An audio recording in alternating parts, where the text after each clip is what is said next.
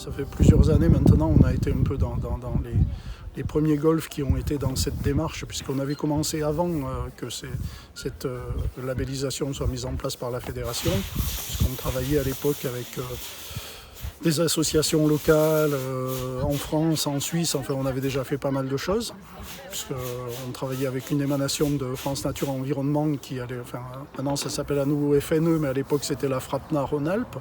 On a mis en place beaucoup de choses avec eux, et quand la fédération a sorti cette labellisation, on s'est dit ça serait dommage de ne pas raccrocher les wagons, et on est rentré dans le programme, et effectivement, du fait de tout le travail qui avait été fait en amont, on est arrivé directement à la labellisation argent. Et on travaille actuellement, puisque la labellisation or n'existe pas encore, hein. Le cahier des charges est en cours d'élaboration. En fait, la labellisation or, c'est la concrétisation d'éléments qui ont été analysés dans la labellisation argent, pour lesquels ont été proposées des stratégies d'amélioration, de préservation, de conservation, enfin tout dépend de la problématique. Et donc la labellisation or, c'est l'étape ultime où on a mis en place un certain nombre de choses, et quelques années après, on regarde ce qui s'est passé, comment ça a évolué, etc., etc. Donc nous, on travaille là-dessus dans pas mal de domaines, puisque la labellisation argent donne naissance à ce qu'on appelle des fiches mesures. Donc sont ciblées plusieurs mesures sur le golf, et pendant plusieurs années, on va travailler sur ces mesures, et on va quantifier tout ça à la fin.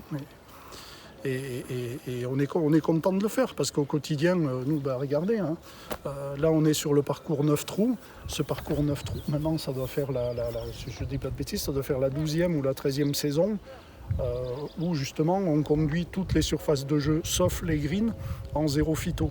Donc on n'avait pas attendu. Alors voilà, ça donne des choses légèrement différentes, mais regardez, il y a du monde, les gens sont contents. Enfin, je dirais que c'est une question de stratégie, après d'explication, voilà, il y a de la place pour tout.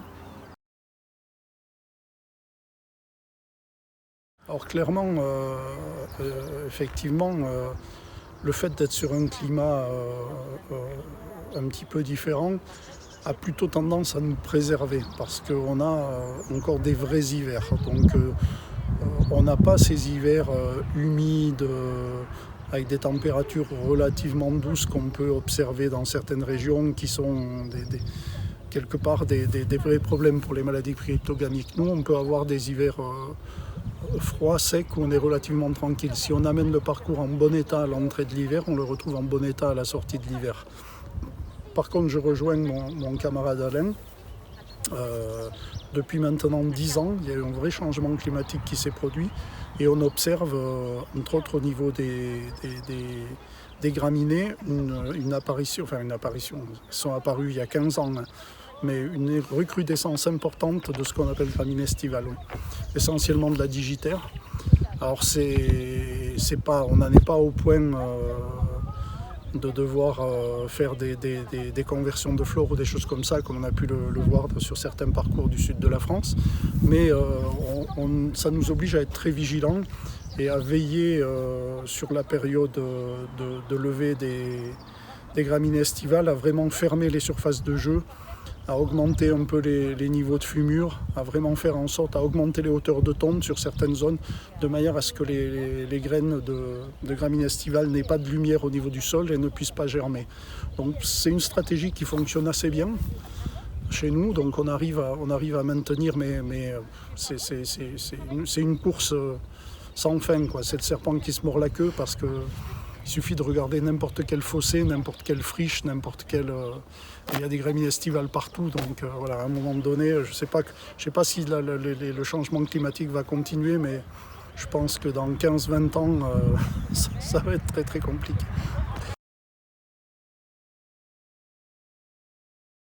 Moi, le message que je voudrais faire passer un peu à tout le monde, pas qu'aux collègues, mais aux joueurs, à tout le monde, aux dirigeants, parce qu'on est tous, je veux dire, c'est un tellement beau sport. Enfin, j'hésite toujours entre sport et jeu, parce qu'après la traduction de l'anglais game est toujours un peu délicate, mais moi je considère ça vraiment comme un jeu où on a beaucoup de plaisir, et je voudrais que ce plaisir perdure, et pour ça tout le monde comprenne qu'on est sur le même bateau, qu'on doit ramer dans la même direction, qu'il n'y ait pas de voix discordantes. J'encourage mes collègues au-delà de leur capacité technique, puisqu'il faut forcément qu'ils soient bien formés et qu'ils continuent à se former, mais également qu'ils apprennent et qu'ils continuent à communiquer, c'est-à-dire qu'ils aillent au contact des joueurs, qu'ils aillent vendre leurs idées, défendre leurs idées dans les comités, les conseils d'administration, les remises des prix. Vraiment, pas qu'ils pensent qu'ils sont contingentés dans un rôle sans être péjoratif, de jardinier retranché dans son cabanon au fond, mais qu'ils aillent au contraire au contact de la clientèle, expliquer tout ce que l'on fait et pourquoi un parcours n'est pas toujours parfait, pourquoi il y a des jours où les greens sont plus rapides que d'autres, pourquoi il y a certaines opérations mécaniques, parce que c'est une sorte d'affrontement en fait. Plus on veut augmenter la qualité d'un parcours, plus il faut intervenir dessus. Or, depuis un an, depuis la fin du premier confinement, l'augmentation sur les parcours a été énorme. Donc faire des opérations mécaniques, faire des sablages, faire des décompactages, faire des défeutrages, c'est à s'arracher les cheveux. Le matin ici, à 6 h du matin, il y a des départs du 1 et du 10. Donc techniquement, c'est très compliqué.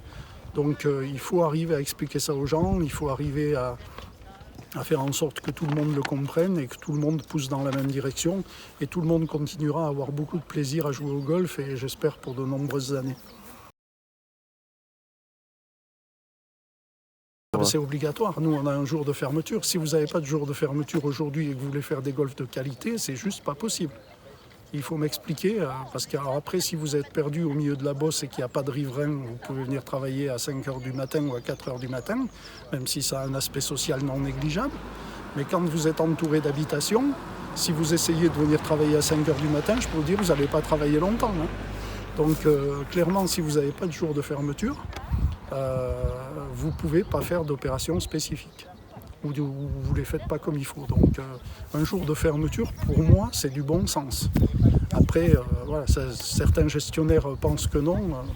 Moi, je maintiens que si, et d'autant plus que tant que l'on peut utiliser encore quelques produits phyto, vous n'êtes pas sans savoir qu'il y a des délais de réentrée à respecter. Donc ça permet de combiner plusieurs choses, de respecter la loi, de faire du bon travail et de moins gêner les gens les jours d'ouverture. Parce que si vous avez un jour de fermeture, vous arrivez à concentrer les opérations, vous gagnez beaucoup en efficacité.